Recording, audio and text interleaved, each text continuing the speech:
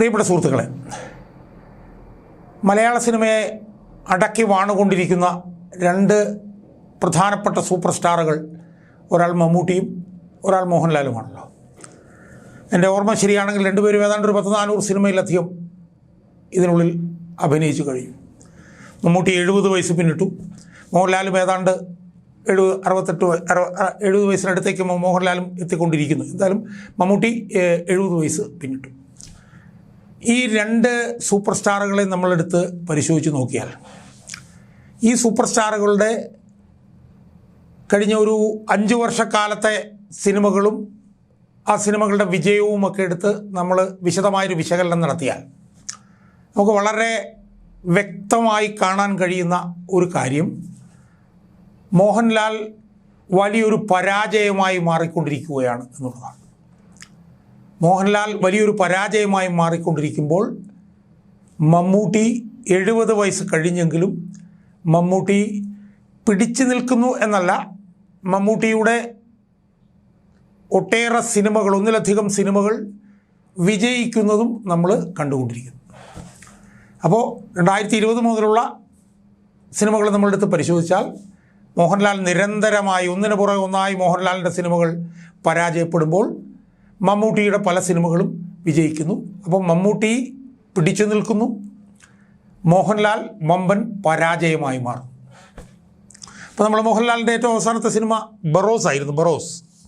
ആ ബറോസ് എത്ര പരിതാപകരമായിട്ടുള്ള ഒരു സിനിമയായിരുന്നു, എത്ര വമ്പൻ പരാജയമായിരുന്നു എന്നുള്ളത് എൻ്റെ റിവ്യൂ എല്ലാം വന്ന് കണ്ടതാണ്. നമ്മളതിൻ്റെ വിശദാംശങ്ങളിലേക്ക് പോകുമ്പോൾ 150 കോടി രൂപ മുടക്കി നിർമ്മിച്ച ആ ഒരു അനിമേഷൻ 3D പടം ഏതാണ്ട് 20 കോടിയോ മറ്റോ ആണ് കളക്ട് ചെയ്തത് എന്നാണ് നമുക്ക് മനസ്സിലാക്കുന്നത്. അതിന് പോകുന്ന മലൈക്കോട്ടെ വാലിബൻ. അപ്പം പരാജയങ്ങളുടെ ഒരു പരമ്പരയിലൂടെ മോഹൻലാൽ കടന്നു പോകുമ്പോൾ എങ്ങനെയാണ് മമ്മൂട്ടി പിടിച്ചു നിൽക്കുന്നത് എന്നുള്ളത് ഒന്ന് വിശദമായി പരിശോധിക്കാനാണ് നമ്മളിപ്പോൾ ഉദ്ദേശിക്കുന്നത്. സുഹൃത്തുക്കളെ, നമ്മൾ ആദ്യമായി നമുക്ക് മോഹൻലാലിൻ്റെ സിനിമകൾ എടുക്കാം. മോഹൻലാലിൻ്റെ സിനിമകൾ നമ്മളെടുത്താൽ മോഹൻലാൽ നമ്മളിപ്പോൾ 2020 മുതലുള്ള സിനിമകളാണ് നമ്മളെടുക്കുന്നത്. 2020 മുതലുള്ള സിനിമകൾ നമ്മളെടുത്ത് പരിശോധിച്ചാൽ മോഹൻലാൽ ഏതാണ്ട് 11 സിനിമകളിൽ 2011 ശേഷം 2025 വരെ, ബറോസ് വരെ 11 സിനിമകളിൽ മോഹൻലാൽ അഭിനയിച്ചു. അതേതൊക്കെയാണെന്ന് ചോദിച്ചാൽ big brother, Drishyam 2, Marakkar, the lion of Arabian sea, bro daddy, Aaraattu, 12th man, monster, Elon, നേര്, മലൈക്കോട്ടെ വാലിബൻ, ബറോസ്. ഇങ്ങനെ ഏതാണ്ട് 11 സിനിമകളിൽ മോഹൻലാൽ അഭിനയിച്ചു. ഈ 11 സിനിമകളിൽ ആകപ്പാടെ വിജയിച്ചത് നേര് എന്ന് പറയുന്ന ഒരേ ഒരു സിനിമ മാത്രമാണ്. ബാക്കിയെല്ലാം വമ്പൻ പരാജയങ്ങളായിരുന്നു. അതിൽ തന്നെ ഏതാണ്ട് 8 സിനിമകൾ ഈ ആൻ്റണി പെരുമ്പാവൂർ എന്ന നിർമ്മാതാവിൻ്റെ നേതൃത്വത്തിലുള്ള ആശീർവാദ് ഫിലിംസാണ് നിർമ്മിച്ചത്. അതിൽ 8-ൽ 7 എണ്ണവും പരാജയപ്പെട്ടു. Barroz, Neru, alone, monster, 12th man, bro daddy, Marakkar, lion of Arabian sea, Drishyam 2, Barroz. ഈ 8 സിനിമകളാണ് ആശീർവാദ് ഫിലിംസിലൂടെ ആൻ്റണി പെരുമ്പാവൂർ നിർമ്മിച്ചത്. അതിൽ നേര് മാത്രം വിജയിച്ചു, ബാക്കിയെല്ലാം പരാജയപ്പെട്ടു. അതേസമയം മമ്മൂട്ടി 2020 മുതൽ 25 വരെയുള്ള കാലഘട്ടം എടുത്തു നോക്കിയാൽ 16 സിനിമകളിൽ മമ്മൂട്ടി അഭിനയിക്കുകയുണ്ടായി. അതിൽ ഭീഷ്മപർവം, CBI 5 5ാം പതിപ്പ്, പുഴു, പ്രിയൻ ഓട്ടത്തിലാണ്, റോഷാക്ക്, നൻപകർ നേരത്ത് മയക്കം, വൺ എന്ന് പറഞ്ഞ സിനിമ, Shylock, the priest, Christopher, Kannur squad, Kaathal, Abraham Ozler, Bramayugam, turbo, Dominic and the ladies purse. അത് 16 സിനിമകളിൽ മമ്മൂട്ടി അഭിനയിച്ചു. മോഹൻലാൽ 2020 മുതൽ 25 വരെ 11 സിനിമകളിൽ അഭിനയിച്ചതിൽ ഒരു ഹിറ്റ് മാത്രമാണ് ഉണ്ടായിരുന്നതെങ്കിൽ മമ്മൂട്ടി 2020-നും 2025-നും ഇടയിൽ അഭിനയിച്ച 16 സിനിമകളിൽ ഏറ്റവും ചുരുങ്ങിയത് ഒരു 3-4 ഹിറ്റുകളെങ്കിലും ഉണ്ടായിരുന്നു എന്ന് നമുക്ക് പറയാൻ കഴിയും. അതിലൊന്ന് റോഷാക്കാണ്, 2 കണ്ണൂർ സ്ക്വാഡാണ്, 3 ടർബോയാണ്. പിന്നെ കാതൽ എന്ന് പറഞ്ഞ സിനിമയും നൻപകൽ മയക്കം എന്ന് പറഞ്ഞ സിനിമയും ഒക്കെ സാമാന്യം തെറ്റില്ലാത്ത നിലയിൽ വരുമാനമുണ്ടാക്കിയ സിനിമകൾ. എന്തായാലും ഏറ്റവും ചുരുങ്ങിയത് മമ്മൂട്ടി ഈ 2020-നും 2025-നും ഇടയിൽ അഭിനയിച്ച 16 സിനിമകളിൽ ഏറ്റവും ചുരുങ്ങിയത് 3 എണ്ണമെങ്കിലും ഹിറ്റായിരുന്നു. അതേസമയം മോഹൻലാൽ 2020-നും 2025-നും ഇടയിൽ അഭിനയിച്ച 11 സിനിമകൾ ഒരെണ്ണമാണ് ഹിറ്റ് ആയത്. മോഹൻലാൽ പ്രൊഡ്യൂസ് ചെയ്ത 8 സിനിമകളിൽ 20 മുതൽ 25 വരെയുള്ള കാലഘട്ടത്തിൽ മോഹൻലാൽ പ്രൊഡ്യൂസ് ചെയ്ത 8 സിനിമകളിൽ ഒരെണ്ണം മാത്രമാണ് ഹിറ്റായത്. എന്നാൽ മമ്മൂട്ടി 2022 ഒക്ടോബറിലാണ് മമ്മൂട്ടി കമ്പനി എന്ന് പറഞ്ഞ അദ്ദേഹത്തിൻ്റെ ഒരു നിർമ്മാണ കമ്പനി ആരംഭിക്കുന്നത്. ആ നിർമ്മാണ കമ്പനി ആരംഭിച്ചതിന് ശേഷം 6 സിനിമകൾ മമ്മൂട്ടി പ്രൊഡ്യൂസ് ചെയ്തു. 1 റോഷാക്ക്, 2 നൻപകൽ നേരത്ത് മയക്കം, 3 Kannur squad, 4 Kadhalan, 5 turbo, 6 Dominic and the ladies purse.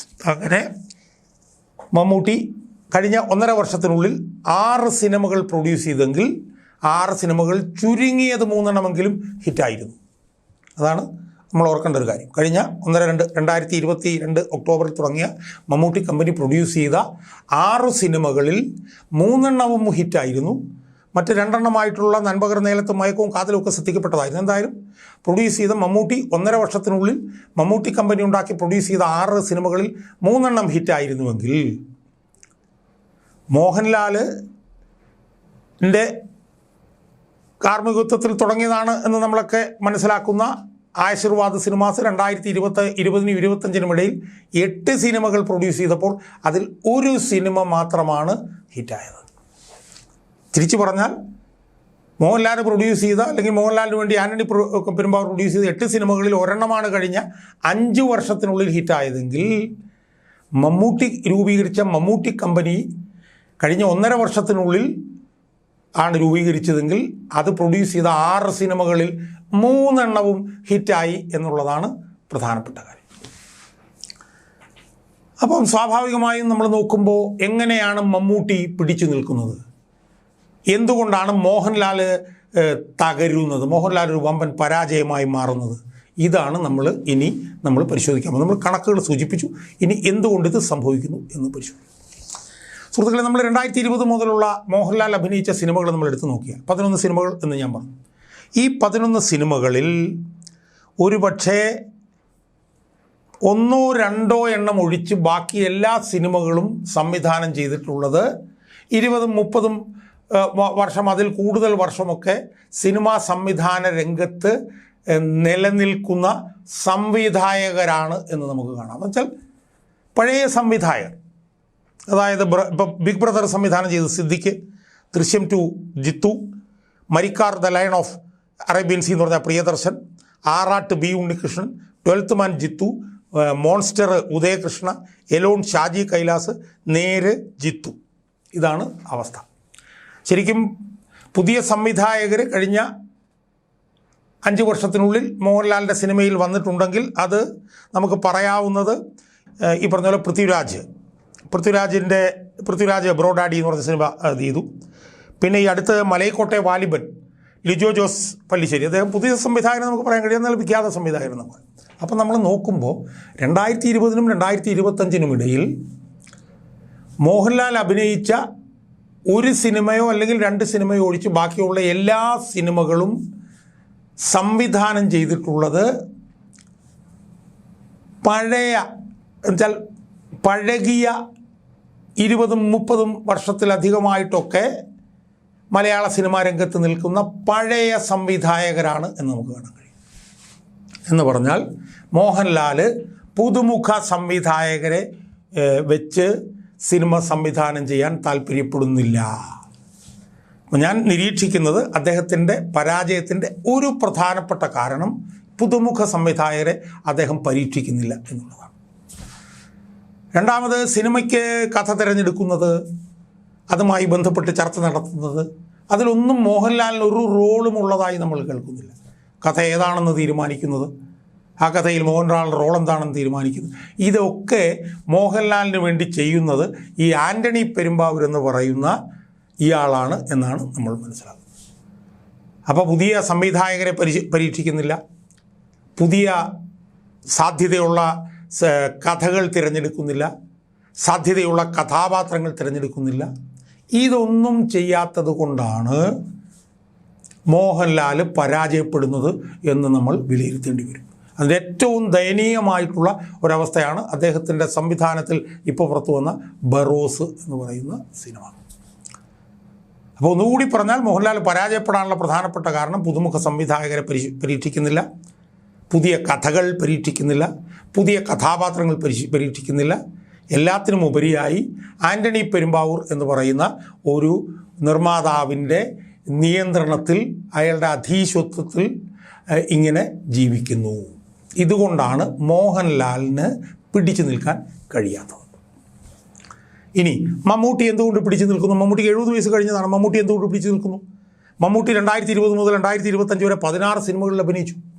ആ 16 സിനിമകളിൽ പഴയ സംവിധായകരെന്ന് പറയുന്നത് 3 പേരേ ഉള്ളൂ സുഹൃത്തുക്കളെ.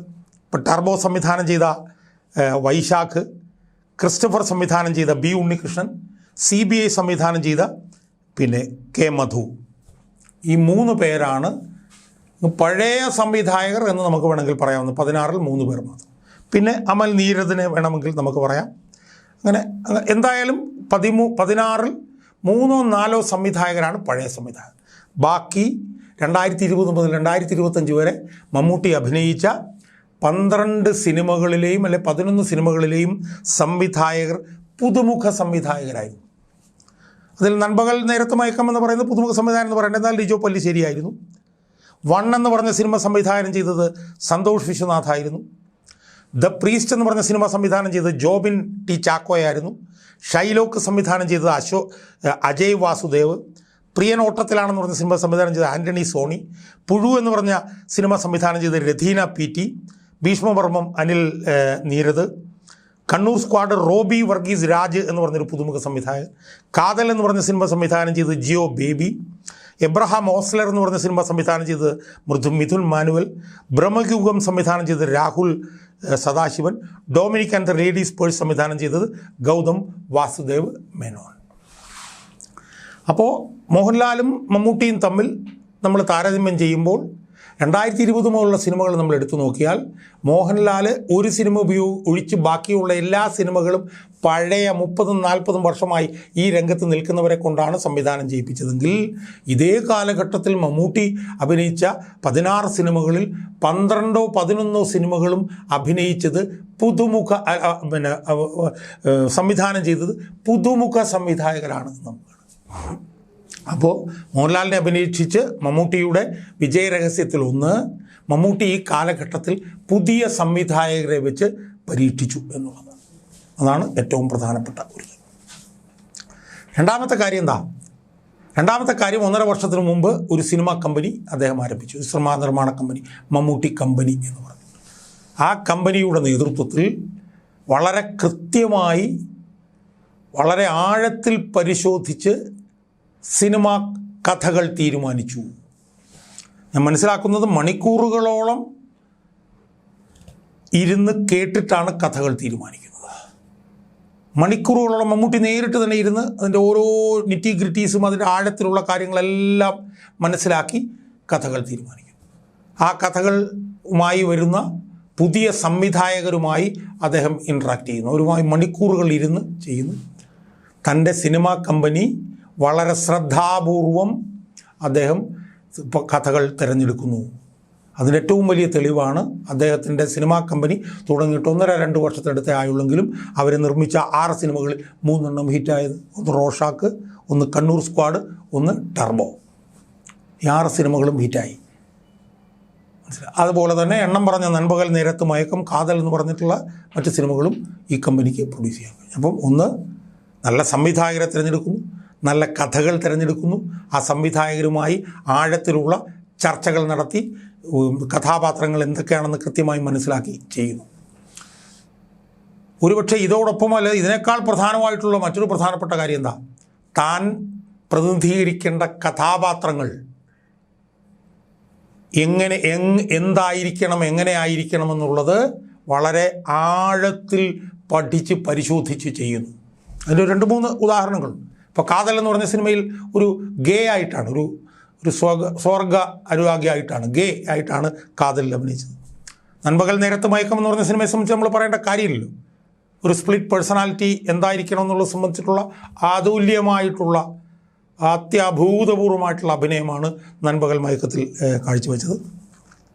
ബ്രഹ്മയുഗം എന്ന സിനിമയിൽ ഒരു മനക്കലുള്ള ഒരു ചാത്തൻ ആയിട്ടൊരു കൊടുമൺ പൂറ്റി എന്നുള്ള ഒരു കഥാപാത്രം. അതുപോലെ പുഴുവിലും ഈ പറഞ്ഞൊരു പീഡോഫൈലായിട്ട് ഒരു ജാതി വ്യവസ്ഥയ്ക്കുള്ളിൽ നിൽക്കുന്ന ഒരാളൊക്കെ ആയിട്ട് വളരെ വ്യത്യസ്തമായിട്ടുള്ള കഥാപാത്രങ്ങൾ തിരഞ്ഞെടുത്ത് അവതരിപ്പിക്കും. ടർബോ ആണെങ്കിലോ പഴയ സംവിധായകൻ വൈശാഖാണ് സംവിധാനം ചെയ്തത്. പക്ഷേ അതിനകത്തൊരു ഒരു മാസ് ആയിട്ടുള്ള ഒരു കഥാപാത്രം. അപ്പോൾ ഇതൊക്കെയാണ് യഥാർത്ഥത്തിൽ മോഹൻലാൽ വീഴാനും മമ്മൂട്ടി വാഴാനുമുള്ള കാരണം എന്നാണ് എനിക്ക് സൂചിപ്പിക്കാനുള്ളത്. ഏറ്റവും അവസാനമായി നമ്മളൊന്ന് റീഇറ്ററേറ്റ് ചെയ്യുമ്പോൾ, മോഹൻലാൽ പഴയ സംവിധായകരെ വെച്ച് പരീക്ഷിക്കുന്നുള്ളൂ, പുതിയ സംവിധായകരെ പരീക്ഷിക്കുന്നില്ല, നല്ല കഥകൾ തിരഞ്ഞെടുക്കുന്നില്ല, നല്ല കഥാപാത്രങ്ങൾ തിരഞ്ഞെടുക്കുന്നില്ല. ആൻ്റണി പെരുമ്പാവൂരിൻ്റെ നിയന്ത്രണത്തിൽ ഇങ്ങനെ കുരുങ്ങി കിടക്കുന്നു. അതാണ് മോഹൻലാൽ വീഴാനുള്ള കാരണം. മമ്മൂട്ടി വാഴാനുള്ള കാരണം എന്താണ്? പുതിയ സംവിധായകരുമായി ഇടപെടുന്നു, അവരിൽ നിന്ന് പുതിയ കഥകൾ വാങ്ങുന്നു, ആ കഥകളിൽ വ്യത്യസ്തത പുലർത്തുന്നു, കഥാപാത്രങ്ങളിൽ വ്യത്യസ്തത പുലർത്തുന്നു, തൻ്റെ നേതൃത്വത്തിലുള്ള കമ്പനി എടുക്കേണ്ട സിനിമ, അതിൻ്റെ സാധ്യത അതൊക്കെ പരിശോധിച്ച് സിനിമകൾ എടുക്കുന്നു. ഈ കാരണങ്ങൾ കൊണ്ടാണ് മോഹൻലാൽ വീഴുന്നതും മമ്മൂട്ടി വാഴുന്നതും.